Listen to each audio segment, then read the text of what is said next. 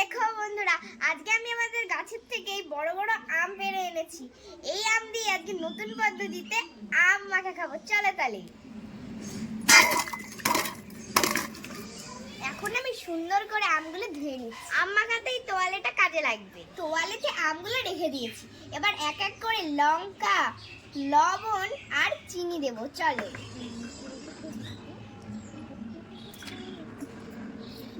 এখন এইগুলোকে তোয়ালের মধ্যে রেখে এখন আমি দেয়ালে ফাটাবো। চলো তাহলে। এবার আমি আমগুলো ফাটাবো। চলো।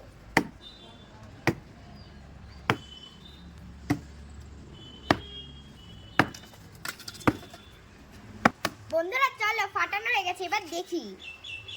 ওয়াও, কি টেস্টি দেখতে লাগছে। এগুলো থেতো হয়ে গেছে, দেখো লঙ্কাগুলোও থেতো হয়ে গেছে। এবার খেয়ে দেখি কেমন লাগে। দারুণ, অসাধারণ হয়েছে, অসাধারণ।